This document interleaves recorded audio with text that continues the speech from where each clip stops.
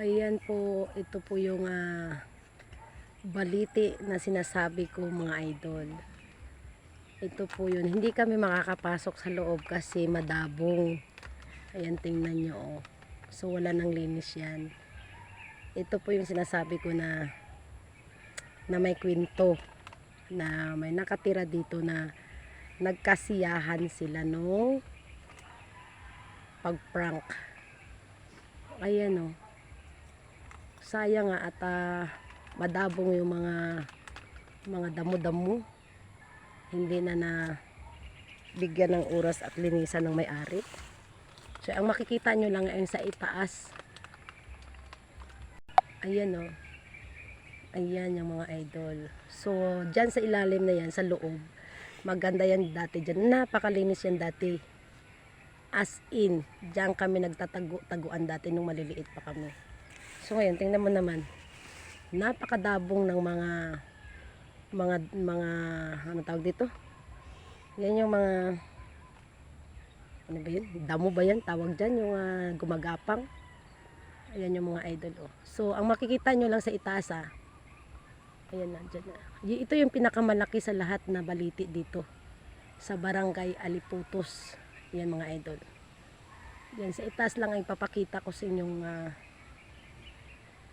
sanga.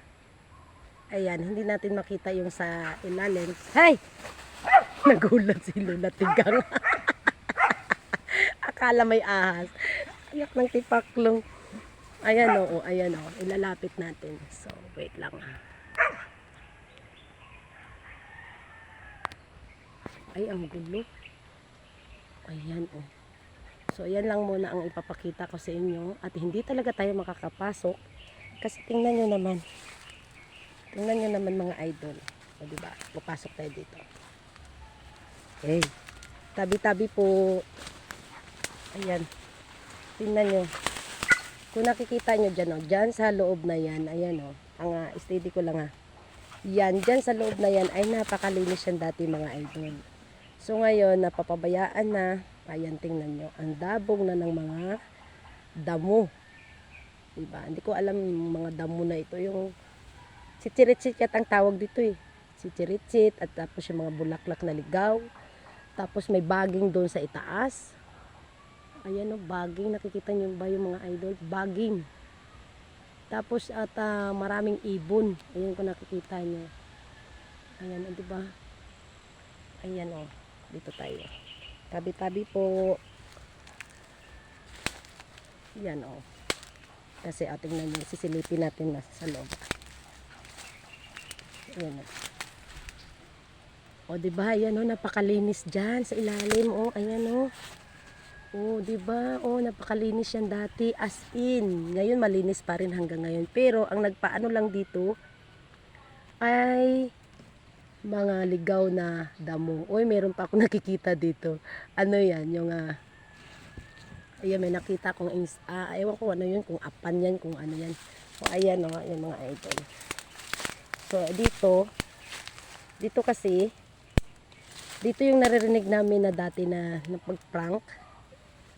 Dito sila nagkasiyahan, parang tuwang-tuwa sila sa nangyari dito sa mundo ng tao na bumaha ng napakalalim dito sa Aklan.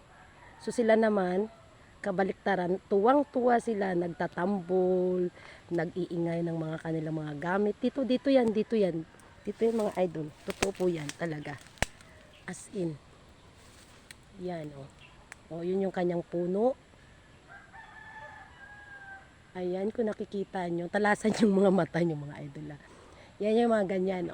Yan. Dito yan sila. At ang kanilang tambol, napakalalim talaga. Masakit sa tainga. So, sabi ko, parang tuwang-tuwa sila. Kasi nagsaya sila. Kasi nga nangyari dito sa ibabaw ng lupa. Yun, sa bundo natin. Kaya nagsisiyahan sila. Ayan diba? Ang dami ng puno. So, ngayon lang ako nakapunta ulit dito. Mga idol, ilang years na. Ang lapit lang dito sa amin to. Tanaw na tanaw dun sa bahay. Ayan Ayan diba? Yan lang ang maipakita ko sa inyo kasi hindi kami pwede pumasok doon. At napakadabong. Ang daming baging. O, ayan o. Wait lang ah. Purya, purya, purya. Ahas. Purya, purya. Ayan, pasok tayo dito sa loob. Ayun, kung nakikita nyo yan. Ayan o, dyan o. Malinis pa talaga, as in. So, ang mga puno lang ang nagpapagamo. Nagpapagulo. Puno lang talaga. Nang may paper tree. O, hindi ko alam yung iba kung anong puno. So, ayan na nga lang at dito na natin ipuputulin yung ang ating video mga idol. At tingnan nyo naman, oh. Diba? Aray, may nakagat yata sa akin. Ay na nga, babay na at babay na mga idol at meron ng kinakagat na si Lula Tigang. So, magbababay na si Lula Tigang. Bye everyone! At sana ay tanong lang kayo kung ano ang kwento dito. Pwede rin nasagutin ni Lula Tigang sa mga comment nyo. Kung anong gusto nyong itanong dito sa aking video. Ayan na, about sa mga nilalang. O, diba? O, sige, at ayan na nga, at bababay na si Lula Tigang. Bye-bye, everyone!